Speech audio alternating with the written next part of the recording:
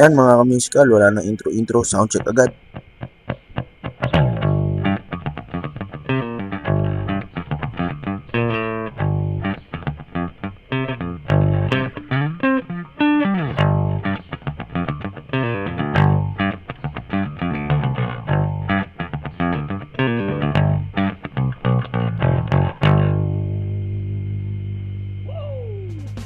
So, ngayon tayo mag-intro mga ka-musical. This is a Tajima Woodstock Series EW65 na model, PJB, bass.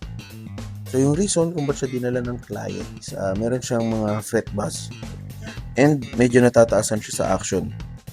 Minor lang naman yung mga issues na i-address natin and still very playable itong bass na to. Pero, i-recommend ko na rin sa client na ipa-full setup niya na rin. Kasi ganun din naman eh. So, ito makikita natin dito sa next slide na to, meron na siyang mga konting fret wear outs.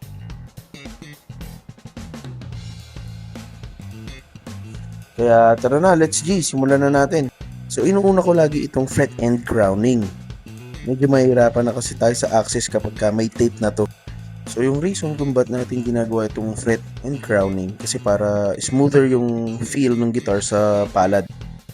Kasi ito na po, fret rocker tool para makita natin yung mga uneven frets na ile-level. Then, tanggalin po natin yung nut.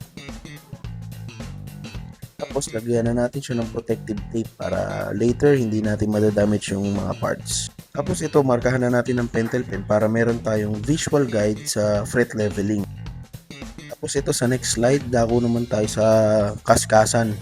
Actually, konti lang yung binabos ko talaga dyan and then fret rocker tool and then itong ginagawa ko, tinatanggalan ko lang siya ng galos or sugat na dulot nung pag-fret level.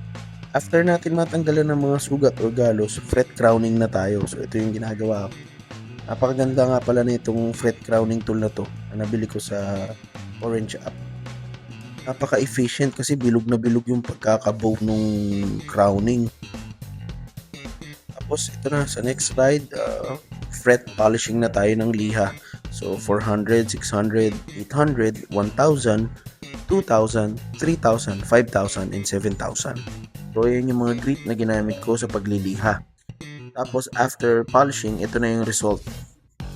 Pero hindi pa tayo tapos dyan, i-buff pa natin yan. So let's see, ito na, binabuff na natin. And then the result, shining, shimmering, splendid na naman. Tapos sa next slide, syempre idamay na rin natin yung detailing ng hardware. So technically, tapos na. And lahat ng works na gawa na natin. 1.25mm yung action sa first and 1.75 naman sa 6th string. So yun lang for today's video. Follow nyo kami para ma-update kayo sa mga latest videos namin. Stay tuned din. Maraming salamat!